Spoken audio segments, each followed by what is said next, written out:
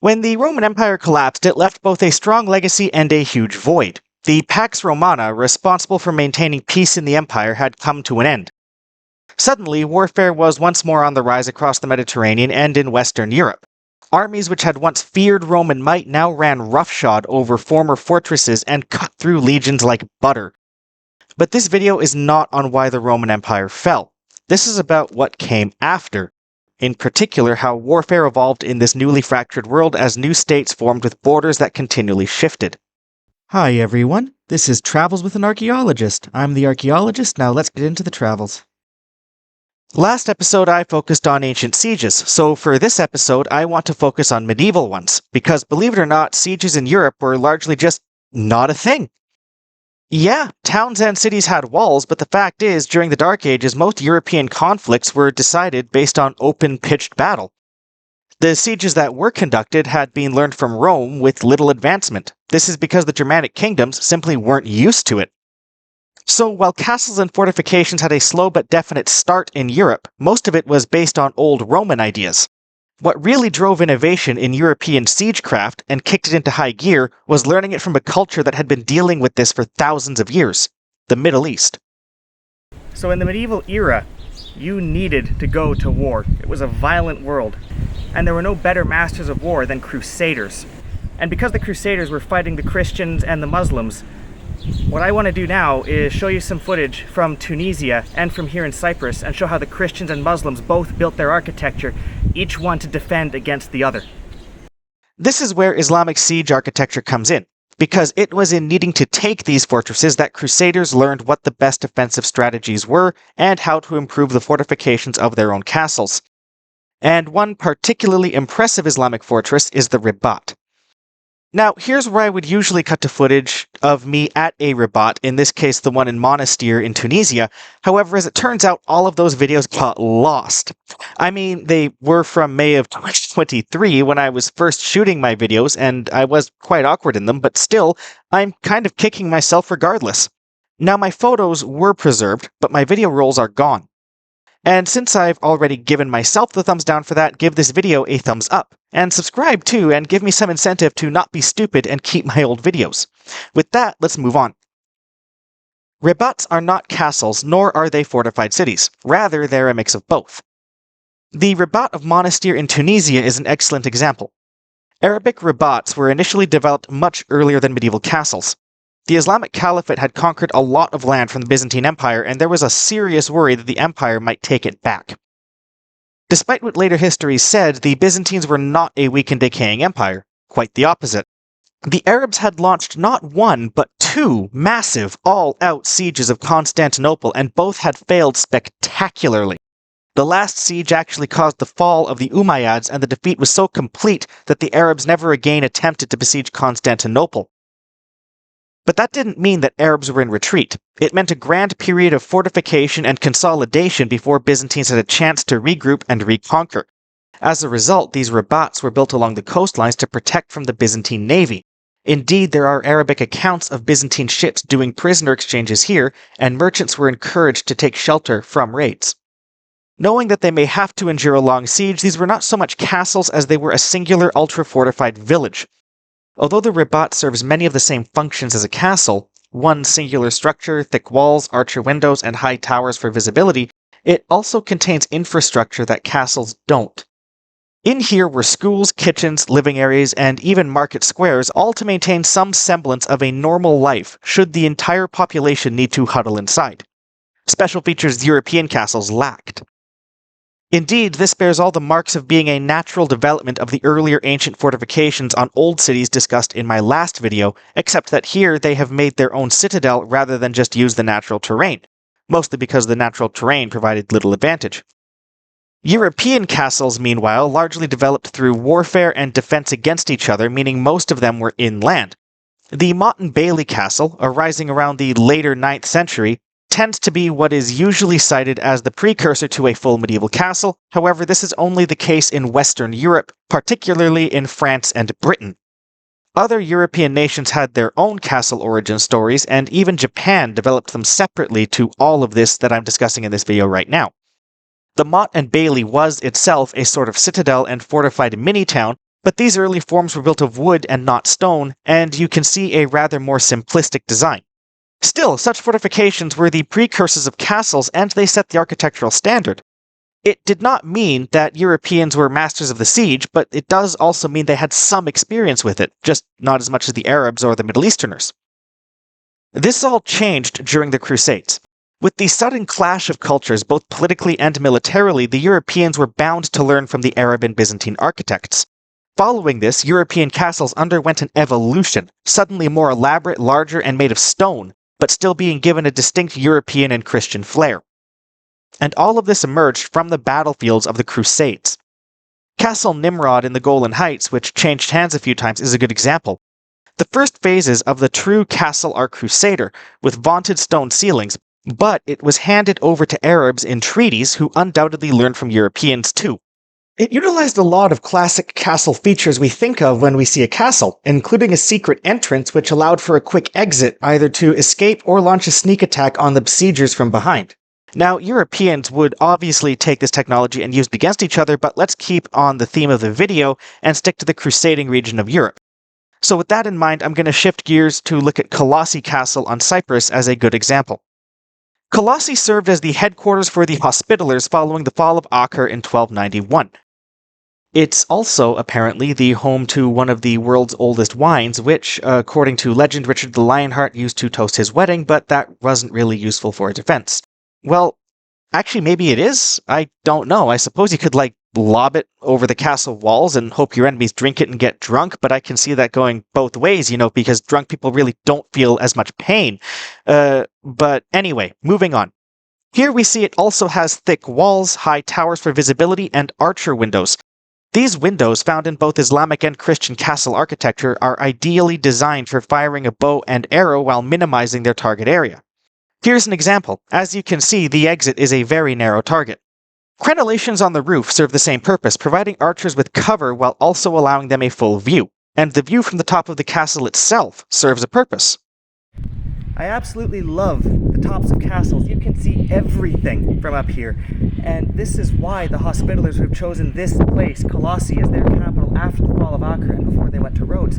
On that side you can see Paphos, on this side you can see Limassol, two incredibly important ports on Cyprus. And you have a perfect 360-degree view of people who could try to sneak up on this fortress. There was no getting around any of the defenders here. Everything here was to prevent the enemy breaching the walls. Here at Khalilieh is a rather narrow but effective drawbridge which would, of course, effectively cut off easy access to any invader. Some of these castles also came with moats, the most impressive I have in my collection being the moat at Bodiam in the UK. To return to Khalilieh, within are holes in the floor that lead to a secured water supply. In many castles there are holes in the roof known as murder holes, used to pour scalding oil down on attackers. Except, maybe not. Boiling oil was fairly hard to come by in a hurry, and the effort to boil it might be used for other things. Still, the use of these holes could still serve a defensive purpose for other projectiles, especially large rocks, arrows, and perhaps room temperature oil, which could then be set on fire. Plus, these clockwise spiral staircases are works of genius. By going down with the wall on your right, you could swing your sword while your enemy would hit the middle of the pillar. Whoa. Hold up there. That's probably not true. As it turns out, no medieval architect ever mentioned this as a reason for building spiral staircases in that direction. Really? Well, then why did they all go clockwise? Well, they didn't. And you know this. You've been in castles where they go counterclockwise, like Monastir. Okay, but that's Arab architecture. Well, how about Conisborough in South Yorkshire? Yeah, fine, but that's also an earlier castle. They didn't really refine it yet, or so I thought. No. In fact, according to this, roughly 1/3 of all castles built their stairs counterclockwise. It just seems to be a style choice that took hold through the centuries and was never a hard and fast rule.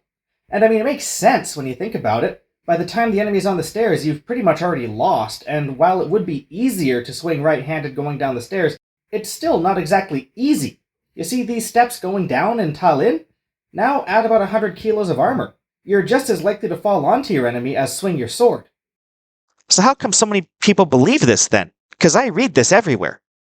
Yeah, a lot of people think they know this, but as it turns out, this myth most likely comes from the 1902 book Spirals in Nature and Art, a book by Sir Thomas Cook, who who was an architect and a fencer but not a historian, and people just seemed to run with it. But if he had no source for it, why did he think they built it this way? And why did people take it seriously? He was a sir living in Victorian England. Okay, yeah, that would make sense. Am I good to continue comparing Arab and European styles? Yeah, you seem to be so far. Thank you, fact-checker. This is why I have you.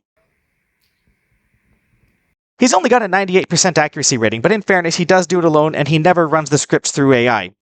So if you want to help keep this channel AI-free, please do consider donating to my Patreon in the link in the description below.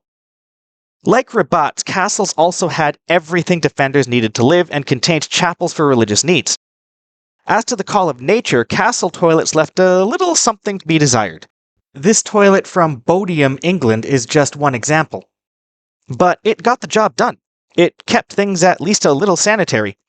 The caliphates, unlike Western Europeans, actually seemed to remember that Romans had solid sanitary systems. Arabs often like to brag about being the inventors of plumbing, but in fact they only reintroduced it to Western Europeans, having retained the knowledge of Rome, Greece, and Mesopotamia, and expanding on their inventions. So Arab fortresses tended to look a little bit cleaner. As did Byzantine ones, by the way. It was only the Germanic Europeans that had this lack of proper sanitation. Castles were not quite as all-inclusive as ribâts, for the simple fact that while the ribât was built to hold the townspeople, castles were built purely for the defenders. But as a result, that made castles far more difficult to break. And this life-or-death arms race led to a more powerful offensive weapon from the Europeans, the trebuchet. Much stronger and longer range than traditional mangonels and catapults, trebuchets wreaked absolute havoc on castles. As a result, they had to become even more fortified. But the Muslims, in particular the Turks, also had a new weapon in store for these walls, the cannon. So we see still more advanced defenses to counter them, such as at Nicosia, on Cyprus. Take these walls behind me. In old times, you'd have curved turrets in order to stop the trebuchet or the catapult from hitting you head on. But the Crusaders built these walls for the Ottomans, and the Ottomans had cannons. Hence, these walls are sloped not only to prevent scaling ladders, but also to prevent the shot of a cannonball hitting it straight on. And of course, a sloped wall doesn't make these easy to scale either. As you can see here, the wall is totally vertical. You're going to have a pretty high jump to get up to the sloped sides. And remember, you've got to scale this in full body armor. It's not going to be an easy feat. Of course, the Venetians built these original walls of mud brick, which would further dampen the effect of a cannonball. The walls of Nicosia are all the more impressive when you take an aerial view. You can see this star shape created many corners. Narrow corners were once the bane of the defenders in Lachish, as seen in my last video, but now they were used as an advantage. Cannons would find it hard to get a direct hit against a wall without glancing off, unless of course they were here, but then they were surrounded on three sides by defenders. This wall shape also allowed you to reduce blind spots and maximize your own firepower. We also see that it blocks off an easy, straightforward access to the city gates, which I discussed the importance of in my last video at Lachish. These sorts of walls became common in citadels and cities across Europe, especially as cannons became more and more common. Even here, where I'm living in Würzburg, you can see that these walls have the same shape. And these bastions, which you can see up here, are a pure mark of Renaissance architecture, because these were built with cannons in mind, and Europe didn't have cannons until the Renaissance. Now, of course, defenses can never be perfect. At the end of everything, Nicosia still fell to the Ottomans, these defenses unable to hold out for long without a supply route. A battle can be decided on supply and logistics more than on troops and battles. It's just that these don't make for great cinematic moments. No one wants to see the antagonist sit around doing nothing but cutting off supply for 2 hours of movie time and never once posing a threat to the walls. And likewise, nobody wants to see the protagonist negotiating to get them to go away or simply waiting for the promise of reinforcements to scare them off. Yet, this is how most battles are decided, even today, by cutting supply routes and interrupting logistics. Sieges themselves, however, are a thing of the past. There are a lot of reasons that this video doesn't really have time to get into, but the biggest reason can be summed up with one word: flight. The ability to fly high with either planes or missiles to bypass ground defenses means that warfare has had to evolve to defend against these threats instead. Anti-aircraft equipment, early warning lines, and radar all made the arms race between castle walls and cannonballs completely obsolete. There are no more ladders and massive walls. Today they are only remembered in the archaeological ruins they have left behind, standing both as marks of a more primitive time and a reminder that we still have a lot of evolving to do. Oh, and speaking of evolving, I do take suggestions. So if you know of a culture, a site, or saw an artifact you want me to look deeper into, post it below and it might become part of a future video. But that's all for today. Thanks for watching. I'm the Archaeologist, and this has been The Travels.